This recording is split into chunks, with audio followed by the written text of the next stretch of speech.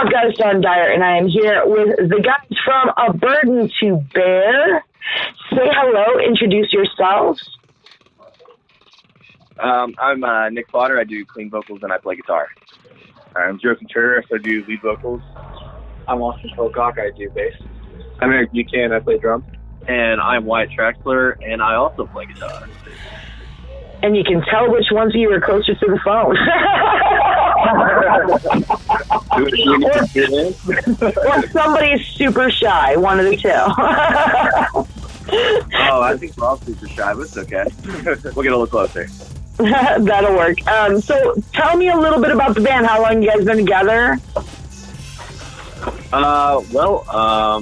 This group of guys has been together for I'm coming up on a year, pretty much. Yeah, I was about to say, dang near, like a year for Joe, 2 years for Nick almost. I don't know about Austin. You just like a kind year, of hanging around. A year for like 3 people and like 2 for 1, like 3 for you, probably. Yeah. I myself, I started this band in college about 3 years ago. It started pretty rocky for me, honestly. Just had some bad luck with members and stuff like that. But I think now we're definitely a solid group of guys that's just going to stick it out. Well, that's good. That seems to be the way of things with bands, you know. It takes a minute to find the right fit. So, yeah, for sure. You're lucky it happened early. Yeah, I feel pretty lucky. It's always better if it happens early before, like, you're on the road in a van with a bunch of dudes and then you hate each other. So. Oh, that's to be decided. We don't know if that's going to happen. It's all right. I met Austin like 5-6 years ago. We've been buddies since high school, so we've already gotten mad at each other enough to where we're just fine with it now. Yes, but you haven't had to sit in a van and smell each other's farts for hours. So. I don't know about that. He's done it quite a bit. Austin's eaten a lot of beans. Don't want to talk about it. It was dark days. We're past it. We went through a Florida trip together. Well, that's a good start for sure. Definitely a good start. For people who don't know who you guys are yet, which, you know, there's lots of people listening. So for people who don't know much about your band, explain what your music is basically. Like, what genre?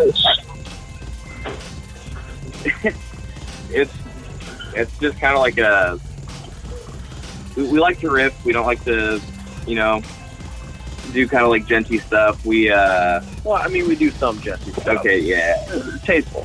I'm wrong there. You definitely hear like the old school like metalcore roots, definitely, and a lot of our stuff for sure. I think that's what a lot of people will get attracted to the most about our sound. That's what I've heard anyway.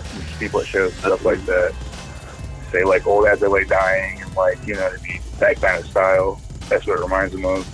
Yeah, like a lot of our music will be pretty intricate with our riffs. We'll be pretty technical, and then sometimes we'll just like use like a lot of brutality in like most of the songs at one part, and then kind of go back to more of the intricacy. Awesome. I'll say for bass part, it's not like Austin sits there and follows the guitars either. He's off there, doesn't even play with a pick. It's impressive. It's kind of crazy to come see live. I've never seen anybody play bass like Austin does. Like, and I'm not just saying like I'm being biased because I'm in the same band as him. Like, he's literally insane. I think we all can we all can shine at certain points. We all have certain times where we all can highlight the music for sure, and that's what's really cool about our band. Very cool. So you guys put together a band, and obviously everybody has their idols that they kind of aspire to be or grew up looking at, and that's why they do music or whatever. Do you guys have any of those? Who are yours for each of you?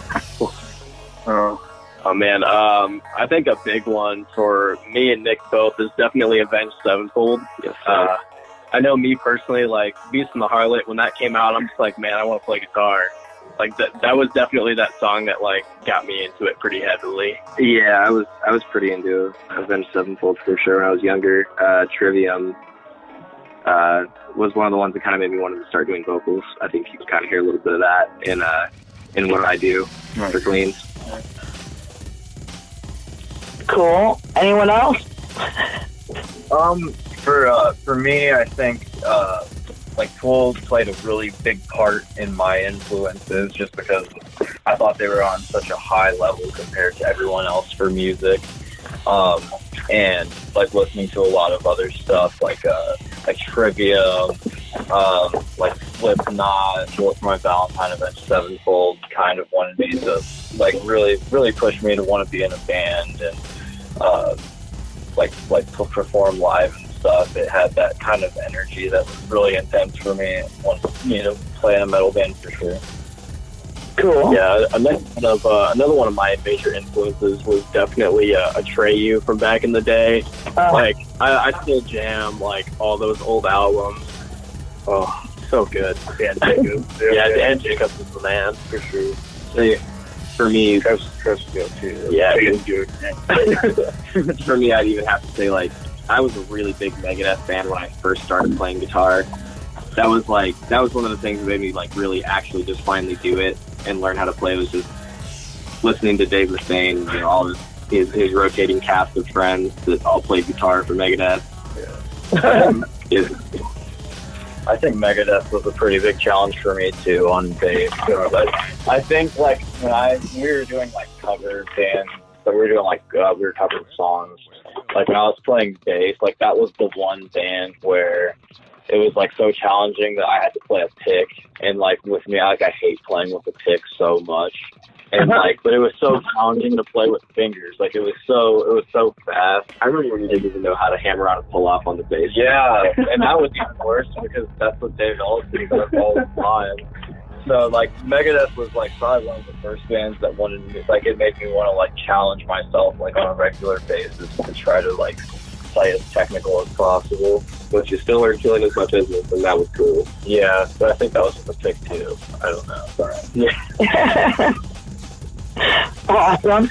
So, as far as, have you guys played out a lot?